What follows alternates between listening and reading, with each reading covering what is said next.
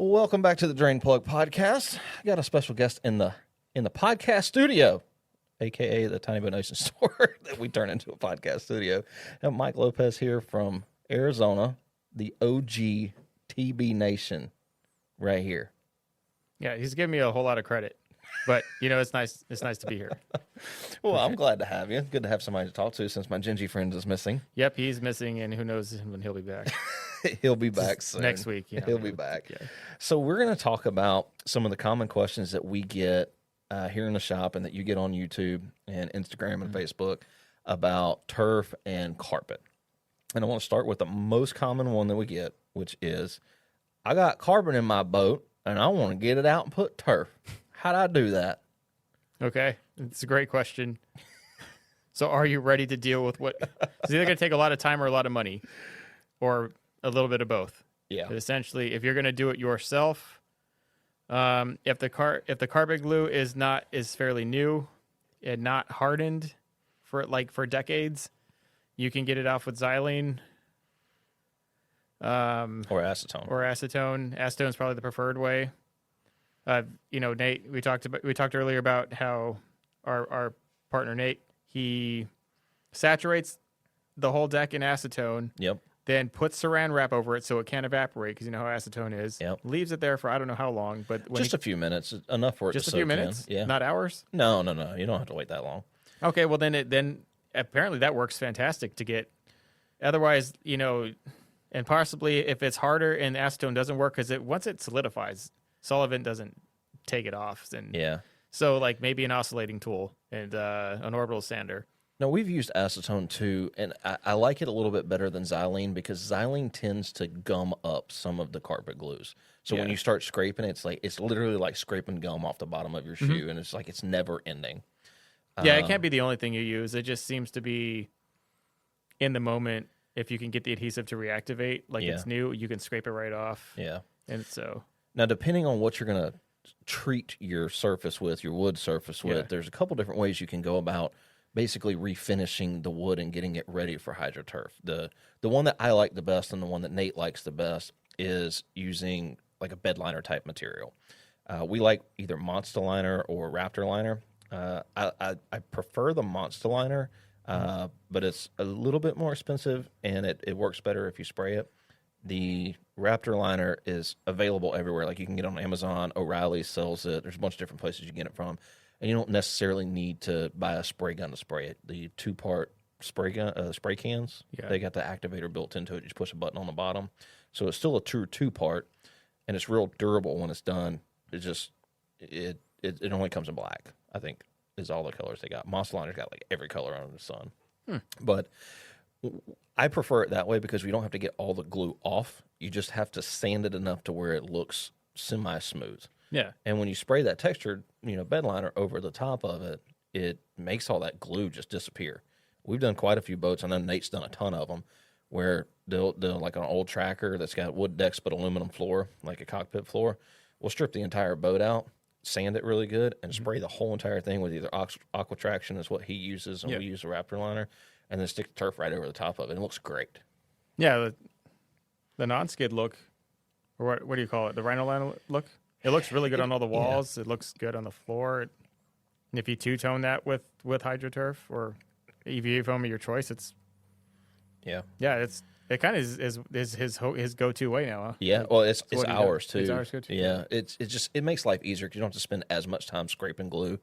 You can just get a belt sander or a big orbital sander and just grind the glue doesn't have to be all the way off. No, we actually left a lot of it on. If it's sticky though, that needs to come off. It has to come off. But if it's hardened, and a lot of time it is because you're restoring a boat from the 1980s, or something. That glue's just sand it flush, and paint over it. The lid needs to be painted anyways.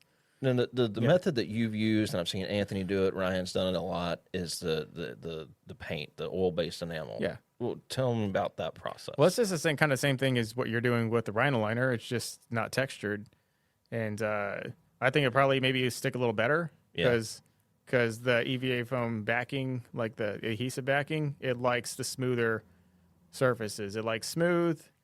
If there's texture, but it's still smooth, it still will stick to it. It's when it's textured really hard and there's a lot of porous openings that doesn't quite like that. It'll Yeah. still stick to it.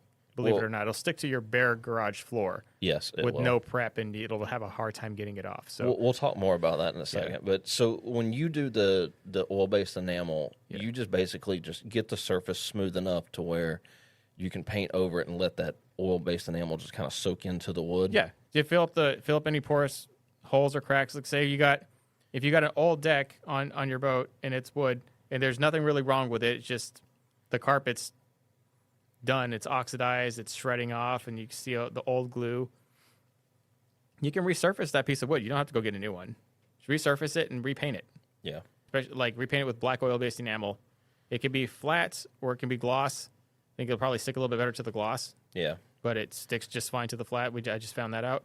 So that's the easiest, cheapest way to get it done. And then if you really want to make it last forever, you would use epoxy of some sort. Now, how many coats do you normally have, like, average do you normally have to do? Like 2 or 3? Or are you talking I like use 5 or paint 6? thinner. I use paint thinner so it'll get in there really good. And then 1 or 2 coats of that. But then you can tell that it's not really smooth on the top. Mm-hmm. So I'll go ahead and do a standard coat of paint over it, because then it's the consistency of like syrup. Yeah. And so it'll just kind of fill in better and lay out better with like a third final coat. I have never thinned Rust-Oleum with paint thinner. I always do it with acetone. I didn't know you could thin it with acetone. Yeah, actually, you can do it with MEK or acetone, but I've always just used acetone because we keep it around the shop all the time. Huh. I never even thought to use paint thinner. Well, I mean, that thins paint. Yeah, that's what it's made So, for. like, yeah. Yeah, that's a good point. So if you're going back to the discussion we were having earlier about what turf sticks to, that's another really common question we get is people that have boats like the Havoc or Gator Tails or these new Grizzly trackers that have the non-skid surfaces. We had a lot of people call and ask, how do you get turf to stick to that, or will it even stick to that? Yeah, it will. And the answer is absolutely yes, it will. We all do it a little bit different, and there's no right or wrong way to do it, really. You just got to make sure that if it's a very rough surface, like in a Havoc or a Gator Tail style boat, you're going to need something to kind of help it stick, but also fill in some of those pores. And you can do that a couple different ways. You can sand it a little bit just to kind of knock down some of those high spots. But what we found works best is either 3M Primer 94 or contact cement. And we do a lot of contact cement here. We just take it and put it in a foam roller, little tray. Like the can of it? Yeah, we'll take like half a can and dump it in a foam roller tray, and then we use a foam roller and just roll out. Like, you got to do it section by section. How long are you letting it activate before you put the turf? It depends. If it's cold, 3 to 5 minutes. If it's hot, like usually within a minute or two, it's set up. And what you can do is you can actually, once you roll it on there, give it a couple minutes, and then you can touch it. When you see it start to spider web, like it'll stick to your finger, and it'll be real thin. It looks like a spider web coming out of your finger almost. Well, if you roll that on any deck, I don't care what it is, like the turf is going to stick. Yes. To the contact cement, and it's a permanent bond. Like, you have one shot. Yes, that is one thing I will caution people. If you're going to do either the Primer 94 or the contact cement, you have one shot to get it on right. If it is not straight or you're off a little bit, it's not coming back off. Like, you might as well just burn the boat and claim the insurance money. I have also used 3M spray adhesive. And you did it on some lids, didn't you? Yeah, I did on some lids where the underneath of a lid, where it initially stuck, but then it started coming off after a hot season of weather, for whatever reason. And I just prepped the surface with alcohol and then sprayed the 3M spray adhesive. I don't know what it's called. I think it's called Super 90. There's Something two like different ones. There's a green one.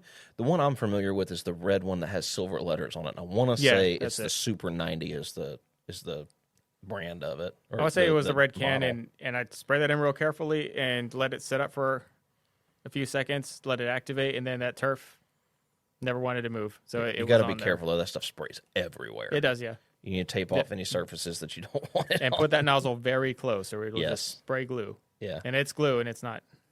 Yeah, it doesn't like to get off things. Yeah, you can get it off. I've got it on some stuff that I didn't want it on the boat before. Acetone seems to work pretty good on it, but you got to get it quick. Like, you can't let it sit because once it sets up, you're back to scraping and sanding again. The other question that I get a lot is about sticking to bare aluminum. Like, should you sand the aluminum first? You probably don't even have to prep the aluminum. We just wipe it with acetone. You still do it, but yeah, just for longevity and best practice. But I swear it sticks the best to aluminum. It's kind of scary how good it sticks to aluminum. Like we've had some pieces where we were doing like a custom boat where we had pre-cut CNC routed turf, and I accidentally laid it down when I wasn't really ready. You ain't getting it back up. We usually have to just like chip it out or tear it out and get a new piece cut.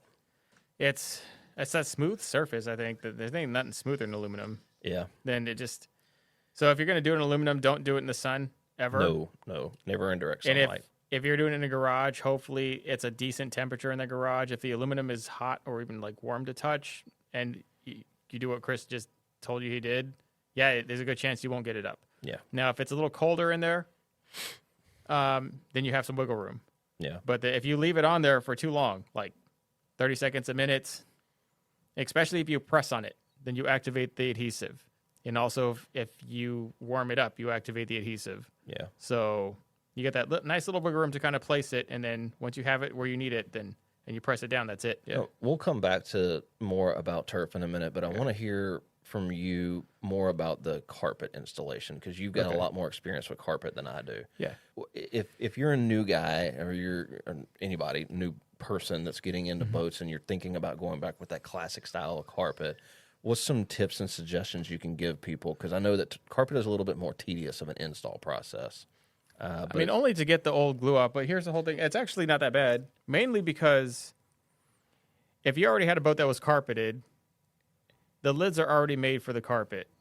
So like if you go and strip off like all the carpet off your old lids, you'll notice that they're physically smaller and they don't sit as well in the opening. They're just big gaps. It's because they were gapped and fitted for carpet to begin with. So installing carpet on them, that's what they're there for. And then again, you don't have to take all the glue off. Yeah. You just got to sand it, flat, make sure there's no uneven spots. You just got to get the carpet off. And that can be done with an oscillating tool or with the acetone method if the glue's fresh enough. And then, then it's just getting a roll of Sparta carpet from us. Yeah, we sell Sparta carpet. And 20 ounce preferred, because 20 ounce is snagless. It's really hard for the hooks to get in there. And just, it is a little bit tedious, but that's a great question. I'm glad you brought that up, because I get that question a lot, is what's the difference between the 16 ounce and the 20 ounce? And what's the difference between the cut pile and what's the other one? The non-cut pile? Is that what it's called? I actually don't know the difference between the cut pile. Well, I know because I had to look it up. So, okay, tell us before. Well, the cut pile doesn't have the loops in it like the other one does, so it doesn't snag. Oh, well then, yeah, that would make, okay. Yeah, the cut pile has I don't remember exactly how it is, but it doesn't snag lures. That's why it's preferred over. But what's the difference between the 16 and the 20 ounce? Mainly, I think the 16 ounce is not snagless, like at all. So you get a lure down there, it's going to snag into it. And then it's also not as firm it's not as comfortable on your feet. Like 20 ounce carpet feels pretty good on your feet. So now it has a backing on it, doesn't it? It's got a rubber backing. Yeah, it's not, but that doesn't really provide. And mainly, it's the carpet that provides the comfort. So the rubber's just to kind of hold all the carpet strands together. Yeah, because if it didn't have that, then it would just fray off in like a season. Gotcha. So that what makes it marine grade is that backing. You ever get bunk carpet? It's got that rubber backing. Yeah. So the rubber backing is crucial to have. Otherwise. Is there any like specialized installation tools that you need for carpet, or you just pretty much just razor blades and a rolling pin of some type? I had like a bunch of rulers on hand or pieces of wood and then clamps, because when you're trying to wrap that carpet around the hatches, you need it to clamp in place for a minute, long enough for the glue to set up, and then you were then once it was set up, then you could take it all off. But wrapping it around the hatch is the hardest. Putting it on the deck was easy.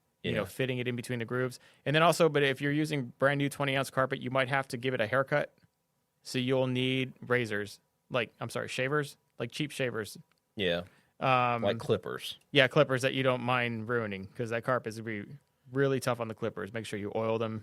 So you use that just for like tight areas where like because there's spots where brand new carpet will definitely bind, and just giving it a haircut on the crucial end so it closes correctly and also looks better. I mean, it's you're likely going to have to do it on the vertical edges of the hatch. Probably we're going to have to give it a haircut. So on like the big areas when you're putting out the carpet glue and you spread it out, does it take a long time for that to set up and dry? It depends on what glue you have. Like if you get that white Elmer's glue looking pasty stuff, yeah. I think it takes a little bit of time, especially if it's cold. And then if you use like the indoor-outdoor carpet glue, like that tan or... It's the one that we sell. It's like number 66 or something. That stuff probably doesn't need a whole lot of time. And stuff is tacky right out of the thing. So that stuff needs no time to act. You just spread it. Now, I've seen a lot of people... Well, actually, it does need a little bit of time. Yeah, I know it takes some time. I know it's not an instant setup, but like I see a lot of people use contact cement on edges and like where you have to roll it up underneath the hatches. Well, that'd probably be the better way. I have never done. That's smart. I should have done it. I actually learned that from Anthony. That's smart. That's probably a better way. That you won't won't be fighting it like you're fighting the other carpet glue. Because carpet glue, nothing sticks better than contact cement. Yeah, like it's king. No, I know. I was watching one of your older videos a while back where you were doing some carpet and you were using spray adhesive in a few places. Is that something you still recommend, or have you? I don't know. I must have been desperate. No, spray adhesive works too. It was like a teal green colored carpet you were putting in a bass boat. Oh yeah, I mean it works. It does. Have an arsenal. Like so, just be prepared. I mean, some things work better. No, it just depends on I guess the lid or the moment, but I would try to. I think that getting a bunch of cans of spray adhesive is not very efficient. It's probably very expensive. Spray adhesive does. I would definitely use that only for like rough, hard edges where you're really having a hard time getting that glue to bind. Like mainly around the hatch lids. The hatch lids are gonna be the hardest thing to carpet. Everything else fairly simple. It's pretty simple. Now, another tip that I've learned from watching some carpeting videos, because we just don't do carpet here. Yeah, and we'll talk about why in a little bit, but. I've seen the importance of laying the carpet out and making sure that when you cut your pieces that they're all facing the same direction. So like you wouldn't want to cut a piece and then turn the carpet 90 degrees for the hatch that goes right next to it because you can actually see the difference. I'm kind of torn about it. Like, can you really tell a difference, or is that just like YouTube myth? No, you absolutely can. But here's the whole thing. Like, are you going to like really go buy a whole new sheet of carpet just because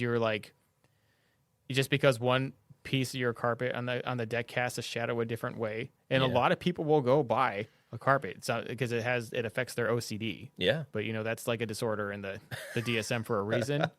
And so I honestly think it's ridiculous that you would, but people will do it. And then so I personally no, if I have a piece of carpet that's going to fit this hatch, but it's not facing the right way, I will still use it.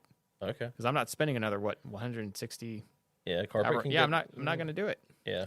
It's just, I mean, no, and I have never done it, and I've gotten flack from it in videos, and I already said, that's how I feel about it. So you might be able to help me out on this one because I get this question a lot when people call the shop or email. What's the best way to measure how much carpet you're going to need for your boat? Like you got it built, you know where everything's laid out at. I would add 5 feet. So the length of your boat, and then add 5 feet extra. Yeah, because you got to think that you're not accounting for vertical walls and stuff. The vertical walls, you're also not accounting for a lot of the carpet you're just going to waste when you cut it. Yeah. Like when you cut that contour of the deck, that carpet's useless. I don't know where you're going to use it. And then you might want some additional footage of carpet for the interior, like because most boats that are carpeted on top are carpeted underneath. And so, but ultimately, it's way cheaper.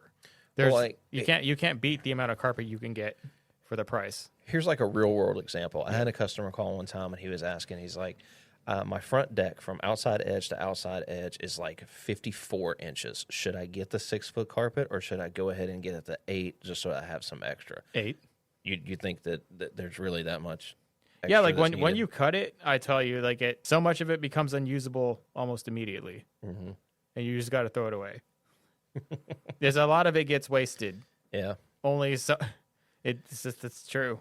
You're not just going to piece that together and wrap a hatch with 2 pieces of triangular carpet. You can't do it. Yeah. Well, you could. It ain't going to look great. But yeah. Do you have any other carpet installation tips or anything that we didn't cover? No, I know that we don't spend a whole lot of time doing it anymore here in the Tiny Boat Nation because we're kind of like turf fanboys. Carpet really is still good. Sometimes it's still the best solution, especially if you have a climate where it doesn't mildew and stink. Yeah. And as long as you take care of it and you keep it covered so it doesn't oxidize and start falling apart, it's still pretty good. And I still like the way 20-ounce snagless carpet looks on a boat. Yeah. I really do. So I'm glad you brought up about us being fanboys. I want people to understand that we are not team HydroTurf or team any turf for for no reason, and not just because we sell it. There's a reason that we sell it. It's because we have a preference for it for several reasons. I'll tell you mine real quick, and then I definitely want to hear yours. I do not like the way carpet smells in a bass boat. It does not take very many fishing trips before you need to get in there and like physically clean it, because it will start to smell like Zoom fishing lures. It starts to smell like Spike It garlic dip and fish, and it just seems like that smell never really goes away. So that's my number one reason why I don't like carpet. My number two is I've never been on a carpeted boat in the like heat of the summer that wasn't uncomfortable barefooted. Yes. I always feel like I need to wear shoes. That's fact. And where I fish at a lot, I like to get out of the boat in the water sometimes, especially in the summer, and I don't want to have to deal with getting mud and dirt into the carpet and then try to have to get it out later. Turf's just a lot easier. Yeah, it is, yeah. Those are my two big things, aside from looks. I like the way that turf looks over carpet. But what is your choice between the two, and what's your pros and cons to it? Well, I'm from Arizona, and I'm from the hot parts of Arizona, not like the hottest of the hot. And EVA foam is the only thing that will take the edge. Like if you even want to hope to walk barefooted on that deck, you are never going to do it with carpet past April or May. It's not a doable thing.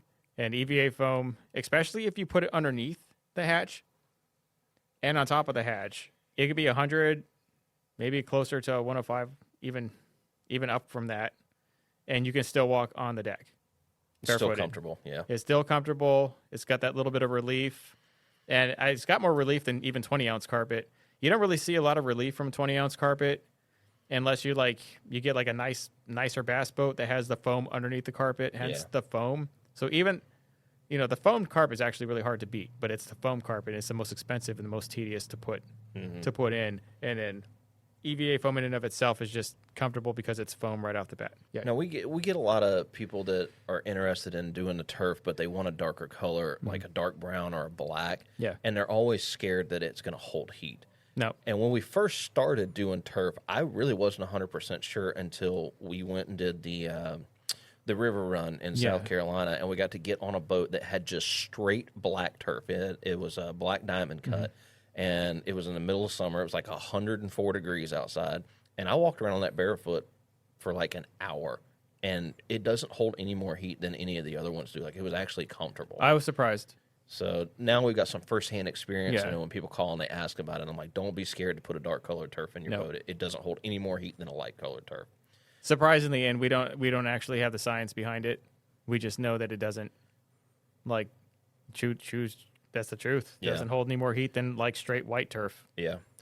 Speaking of white turf, that's another great question that we get a lot, is the staining of turf. Does it stain? And I can tell you that, the white does stain a little bit, but if you're careful about keeping your turf clean, like if you're, if you know, this is what I tell people, like if you know that you're not a clean person and you're not going to clean your boat when you get back from fishing, do not buy a turf that is really, really light colored or white, because you get blood and guts and, spike it dip bait junk all in there, and it's going to stain. But, like, on my boat, I have a light teak-colored turf, and I've bow-fished in it and catfished in it. As long as I rinse it, in a reasonable amount of time, like a couple of hours afterwards, and maybe hit it with a scrub brush and some Dawn dishwashing liquid, it comes right back to looking like brand new. Yeah, I think the teak specifically, the teak and then the charcoal gray are the two types of kind of, what would you call it? The teak turf. That do the best in terms of not attracting a whole lot of dirt and stuff to it. I think the teak specifically. No, I'm opposite. I think it's the camos. The dark. No, the camo does better, but I'm talking in terms like the teak. Yeah. I think that the actual brown teak. Yeah, right? the dark brown teak with the black lines. Yeah, but the grays, for some odd reason, it looks like they look a little dirtier. They can when be. They don't stain anymore, but they in terms of attracting dirt. And it's really a visual thing. So, like, if you're, like I was saying earlier, like if you're a person that doesn't clean your boat often, you're going to notice that your turf looks dirty with those kind of colors. And those are the people that I usually recommend get like a swamp camo, a cobblestone camo, a duck camo, something like that. Because you can try to get that dirty and you can't. I've never washed my deck off. Yeah. Like with camo turf. And the good thing is even if you do get I've ever them done dirty, you can clean them up. I mean, Yeah, like, remember sure. Nate's boat? And he had that yellow turf in it, and it looked absolutely disgusting after a season of tournament fishing. And he got out there with his kids, and they scrubbed the hell out of it. It looked brand new when he got done Dawn with it. soap and a brush will scrub it clean. Yep. Yeah, I mean, that's firsthand testimony because we've had people fight against us when we were huge advocates for carpet, and we'd have people say, you know, I have this stuff on my hunting boat, and I drag hunting gear and deer antlers and a whole body on there of whatever they got, and that stuff cleans off right away, and it's durable. And here I'm reading this, and I'm thinking, dude, it's foam. Like, who are you kidding us? Like, you can cut it with scissors. Like, you're telling me like deer antlers and hooks and tools and knives aren't gonna slice it up? And then, truth be told, no. Like, especially the cut groove. Yeah, the cut groove is probably the toughest stuff.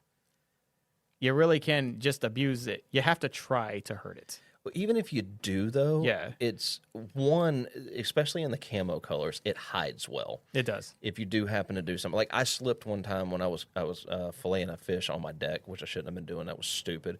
But you filleted a fish on your deck? Well, yeah, I use it for catfish bait. Like right on the turf? Yeah. I forgot to pull my cutting board out of the hatch. Like, I have a cutting board that I keep in my boat, but I was being lazy. And I caught a little brim, and I was going to fillet it out real quick so that I could use it for catfish bait. And the tip of the knife slipped, and I actually did cut part of my turf.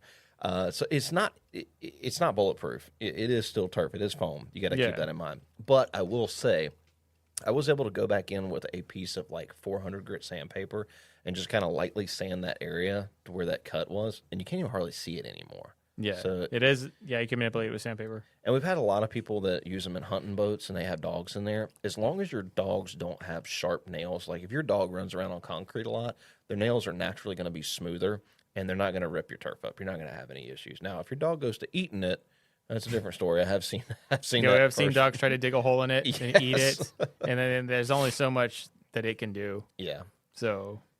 But it's actually really easy to replace if it's cut groove because you just cut down the groove. Yes. And you can put a whole new strip right in there. And I have done that. And that's a great point that I was going to bring up at some point. Now that we're talking about it, we might as well just go ahead and get into it. So the installation-wise, like you were saying, cut groove is probably the easiest for a new person to install because as long as the lines are straight, everything else, you can cut down the middle of those grooves and line that stuff up. You can cut. I've seen you slice it into pieces and make it go around corners and stuff. Yeah, it's the most manipulative. The hardest one is the teak to me. Yeah, it absolutely is. I don't know what it is about that thicker, like way less routed grooves in it. Just the thicker strips makes it very hard. Yeah, like it's like one end ends up being slightly thicker on one edge of a hatch than the other. It looks off, and nothing you can do about it because if you move it over, then it's not aligned. Yeah, it's hard. I think it's hard. The cut groove is easier to stand back and visualize what's straight on your boat. So like when you take that first sheet and you lay it up on your deck, and you can kind of stand back and go, okay, yeah, it needs to go a little to the left, a little to the right, and then it's nice and straight. But the teak, for whatever reason, is like it throws your eyes off, and you can never really tell if it's straight. It's the size of the grooves because like it doesn't matter if it's slightly off on one side. The groove is this big. Yeah, you just can't tell. Yeah, you can't. And a lot of these boats, they're not built straight. No, God, I haven't seen a straight boat yet. I'm having a lot of problems. Yeah, like with one right now because of the lack of straightness, but. It makes it hard, and in those situations for installation purposes, it's easiest just to throw it up on the deck and stand back and kind of look and go with what looks the best. It might not be straight in your boat. It might be off to one side, but if it looks good, go with it. Yeah, just go with it. It doesn't have to be straight. So, definitely. Another one little point that I'll bring up, and we'll close this out, is the popularity of custom cut groove turf. Is getting there. It's not. It used to not be popular. Everybody wanted to buy the sheets and install it themselves, and now a lot of companies are doing the cut groove or the custom routing and cutting it. They're custom routing it and cutting it to fit your boat. Yeah. And I get this phone call a lot. Is people are like, well, I'm scared it's too expensive for what I'm trying to do in my boat. And I will caution you with that because a lot of these bigger boats, these 15, 16, 17, 18-foot boats, you wind up putting 5 or 6, maybe even 7 sheets of turf in it by the time you're done. Mm-hmm. And at $150+ a sheet, you almost wind up getting up towards the cost of having it custom scanned, and then it's literally just you lay it in there and it's done. It's so much easier. But the time factor, what would you say your average time of labor in putting turf in a boat is? With the cut groove? Yeah. An hour or two? Like maybe an entire boat? Like for the top deck? For the entire boat, start to finish. You're going to put 6 sheets of turf in a Tracker 17. If it's in all the compartments, then you're going to dedicate a whole evening to it. But the cut groove, I can dedicate a whole evening. If I'm trying to route it, then it's takes however long it takes. Could be done in a day, could be done in 3. Yeah. Traditionally, our big boats that we do, 18, 19, I've done some 30-foot boats, they usually take less than an hour with a custom turf job because it's done for you. Well, because it's already done. But you just got to lay it all out, make sure it all fits, and then peel and stick. Just has to be scanned. If you can Duralar or just template out your deck, you can send it to us. You can send it to us, and we can scan it and send you back paper templates. Mm-hmm. And if they fit, then we'll just send the exact same. If they don't, then send it back to us saying this needs a little work, and we'll clean it up. And we'll just make sure we get it right until you get the final version. But, then eventually you get turf that fits every panel perfectly, and it is very nice. Yeah. And cost-wise, it is more expensive.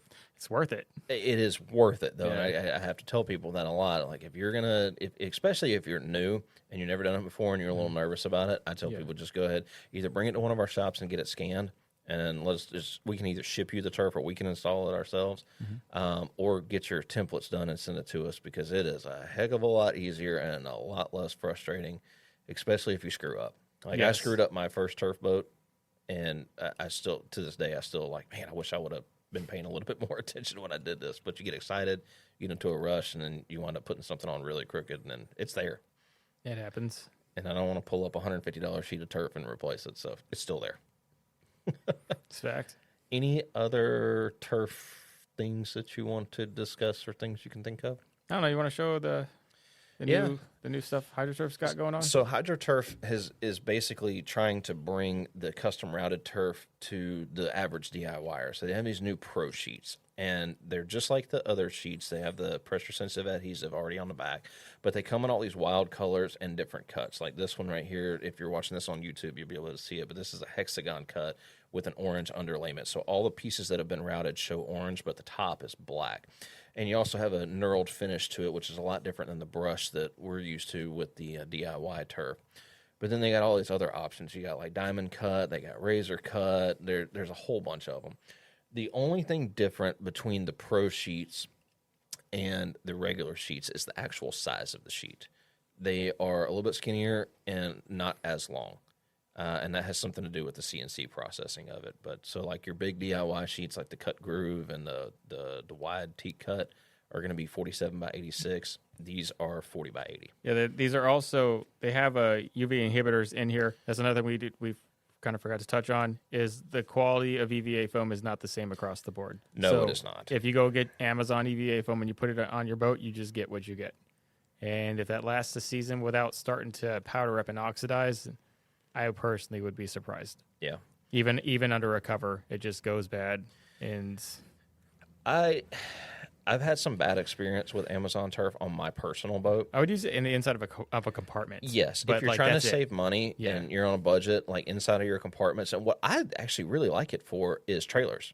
I did my trailer bunks in it. I did my side sliders on my boat, my side guides. I did all that in turf.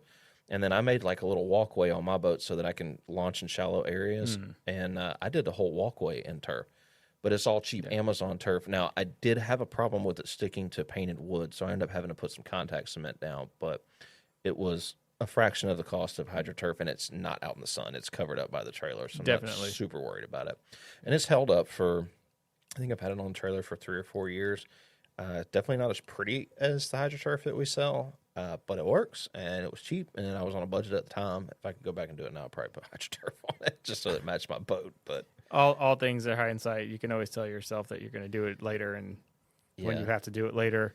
A few things we forgot to cover were obviously carpet and turf are not the only ways to deck your boat. We just talked briefly about some of the other ones. Obviously, the one is non-skid. We talked a whole lot about putting turf over non-skid. Mm-hmm. But it's also a great option just to, if you don't want to put turf in your boat, or if you don't want to turf your whole boat, or you don't want to carpet your whole boat, that's a great option. Just fill in the cockpit, or just the front deck, or gunnel rails and things like that. I mean, at that point, like stuff like the paint on non-skid or the rubber non-skid, or the like the marine vinyl. Stay away from rubber. The rubber non-skid. Yeah. You don't isn't all of it rubberized? No. So you got a couple of different kinds of non-skid surfaces. You've got your traditional, what they call crumb rubber, which is a thickened paint that has chunks of crumb rubber in it. This is like your old Line-X style bed liner material. And you don't want that? Why? The rubber is soft, and a lot of those do not have as good UV protection as some of the newer ones that are out now. Also, that rubber is soft, so it tends to, especially if you're like me, like I keep my boat outside 24/7, that rubber expands and contracts in hot and cold, and it will eventually start to crack the surface of what you're using. I didn't know that. It's very durable as far as like running concrete blocks and wood and stuff across it. So it's great for a truck bed, not great for a boat.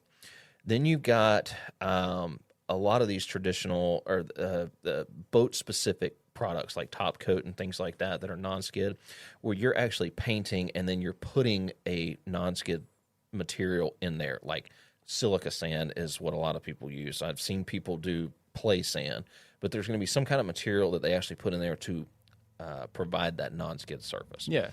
Those are okay, but they're the most aggressive. So like you rub your arm up against it, it's going to turn your arm ashy because it will remove skin. Then you got your newer epoxy-based products like Rhino Liner, Aqua Traction, Monster Liner, products like that, where there's no filler in it at all. It is literally 2-part epoxy, and the way that you put the texture on it is by rolling it on, allowing it to dry a little bit, and then when you run that roller back over a semi-dried like Monster Liner or Raptor Liner, the epoxy actually pulls up into really tall peaks. It's microscopic. You can't really see it. But then as it starts to settle back down, it forms those rounded texture, kind of like you would in a modern day sprayed in bed liner. Now, if you want to spray those, you can do those either with an aerosol, like Raptor Liner has an aerosol that's 2-part. It's got a little button in the bottom of it. You push the button and it releases the activator up into the can, and then you can spray it. Oh, yeah. So the way that works is as it's spraying through the air, it's kind of almost drying. So that's how you get your texture, is the epoxy is drying in the air as it hits the surface. It's still wet enough to stick, but it can give you that surface that you're looking for. And the way that you control your texture is the less you spray and the further away you spray, the more aggressive the texture is going to be. The closer you spray or the thicker you spray it, the more, I say, less aggressive. That sounds pretty advanced. Like you might want to practice on a piece of wood. Yeah, or something. It takes a little bit of practice. Just a little bit, like Monster Liner's the same way. Now, I prefer Monster Liner in applications where I'm going to be doing a color match, because Monster Liner has like 200 something colors. So if you wanted to do, red or blue or green or white or something like that, comes in a spray can. Monster Liner does not, but you can roll Monster Liner on, and it works really, really well. It's got some very specific instructions, though, so you need to follow them like to the T. Don't deviate from them at all. But you can buy a spray gun and put the Monster Liner inside. It's like a little can, and then spray it. If you have a big enough air compressor, you can do it. And a Raptor Liner is basically the same process, but they have the cans already made up, and you just attach the spray gun to the can. You mix your hardener in there, and then you just spray it. Basically the same principle, just Monster Liner comes in a gallon. Raptor Liner, you can either buy it in a gallon and put it in a spray gun, or you can buy a spray gun that just attaches to the can. So, but it's a little bit different ways of doing non-skid.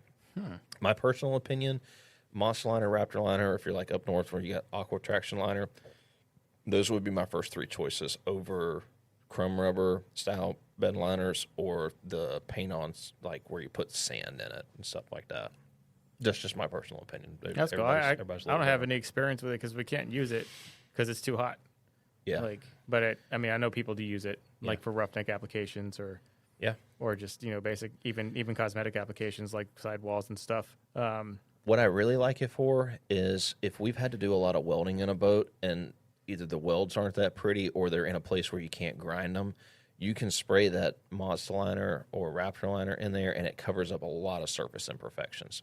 We've had some situations where we've had to like grind a big weld on the outside of a boat, and they got a little too aggressive with the 36 grit grinding disc, and it left some really deep scratches in it, and it's almost impossible to get out. Yeah. If you can put like Monster Liner, Raptor Liner, Aqua Traction, something like that on it, those disappear. Yeah, I could see that. Absolutely, that's disappear. probably fantastic to have because they're great. That happens almost every project. There's one or two spots where I know you don't have a lot of experience with it, but I challenge you that the next time you have a boat that you need to do the interior. No, I'll definitely check it out because then if doing the vertical walls or even the side walls of the boat with it would be pretty nice. I mean, that's just less turf I have to buy. Yeah, to put on the sidewalls. We like it for the inside of hatches. So like when we're building a boat here, we do all of our framing first. We put the subfloor in, weld in all the framing. We get everything kind of set up to the point to where we can put the decks and stuff on. Does it scratch anything? What? Does it scratch like your rails or anything if they slide around in the compartment? Or? No, they're fine. It actually provides them some grip so they don't slide around. Huh. But we'll cut the decking material on all your vertical walls and stuff and just put like 1 or 2 rivets in it so that we can get it measured out for turf. And then we uninstall all of the decking. We pull the trolling motor trays out. We pull the seats and everything out. And then we'll spray or roll on Raptor Liner or Monster Liner on the entire inside of the boat. So that way all we've got to do is if they want turf in it, we can just put it in the flat parts of the floor. We don't have to do the walls. And then we reinstall we do our wiring and stuff, reinstall the decks. And then once the deck's done, we'll lay our turf out, and anywhere that the turf is not going to butt right up next to each other, we'll just mark it with a Sharpie, sand that area, and then we'll Raptor Liner or Monster Liner those little spots, and then we'll do the gunnels at the same time. Okay. So I love it for gunnels because it looks really good. I mean, I've seen the pictures on the Instagram. Yeah. On your TikToks, like they look good. It makes touch up a lot easier. It looks really good with the routed foam. Yes, it looks amazing with routed foam. Yeah, it looks fantastic. So it's a good way to accent stuff. And then I would just say the last on my list would be marine vinyl. I think it's the worst. Don't get it. It has its place though. It's great in pontoon boats if you don't want to splurge on turf on a whole pontoon boat. But they have that. Sparta Carpets even has that. Yeah, we sell marine vinyl. No, it's that cushioned vinyl topping. I don't know what it's called, but pontoon boats have it, and it's nice. It's like it's almost like carpet woven vinyl, and it has it has foam underneath. We don't even talk about that, but it's pretty heavy though. Like you'd only want to put it on a pontoon, but it makes no sense to put it in a small boat. Well, it's easy because like if you're doing a full pontoon boat restoration and you got all the furniture off of it and you just got a nice flat deck to work with, you take that trim edging off, lay that marine vinyl out, glue it down, and then put your trim back on, and you got the entire floor done. Yeah, marine vinyl has its place for like jobs on a budget. Yeah. And that's really all I can think of. Like I don't never use it for anything else. It's terrible. It's great for pontoon boat, or if you got a big flat boat that you're doing that. Two different men here. Yeah. Like with the thoughts there. But definitely good stuff. And we got it for sale on the website too. If you're interested in marine vinyl, it definitely has its applications, and we have it for sale. It makes that carpet look better and better. I hate carpet. I hate installing it. I hate ripping it out. I hate the way it smells. I'm just not a carpet fan. But what do you do with marine vinyl once it wears out? And you have to rip it out. It's the same thing. You just replace it. I would rather replace marine vinyl than I would carpet. It's the same process. No. I can get on a big flat pontoon boat with a commercial belt sander I rent from Home Depot for a few hours and just knock it all down and put vinyl right back over the top of it. Yeah, I'm going to have to see that. I don't know if I believe that. That's called redneck engineering. I don't know if you should believe that either, audience, but it's, Any other carpeting, turf, flooring, covering stuff that you want to discuss? No, that's all I got. I'm glad we got it done. Yeah. Well, I hope that answers some of the questions that we get a lot. If you have more questions or a specific question about your boat, feel free to give us a call. Our information is in podcast. It's also on YouTube, on the website. You also email us. We get a contact email for technical support. They'll be glad to help you. That's going to do it for this one. What do we say at the end of every podcast, Mike? Don't forget your drain. Why should you not forget your drain plug, Mike? I mean, for the obvious reason. Water bad. Yeah, water is not supposed to be in a boat. Water bad. Don't forget your drain plug. Don't forget your drain plug, and obviously, you need to. I don't know. Shouldn't it be like pull your drain plug because people are trying to drain No. They probably listen to us in a car, right? Yeah. They're probably try to drain. Never mind. I don't know. I don't know where I was going with that. Don't forget the drain plug in or out. There you go. How You're does not that? gonna let that Senko thing go? Oh yeah, that's right. You use Syncos as a drain plug one time? I have used it. Yeah. Did it work? Yes, it was a drain plug. I didn't forget it. It wasn't the traditional drain plug. You remember those old rattle chunks that they used to make for jigs, jig and pig? Yeah. I wonder if I think that's the same exact size as a drain hole. I wonder if I could find some of those and stuff one in there. I had to get like a whole thing of Senkos and stretch them through, like 7 of them, and then cut them off at the end. I only got a slow trickle of water. Hey, that's better than a whole bunch. Yeah. I got to go fish. So, yeah. Thanks everyone for watching. Don't forget to drain plug. We'll catch you on the next one.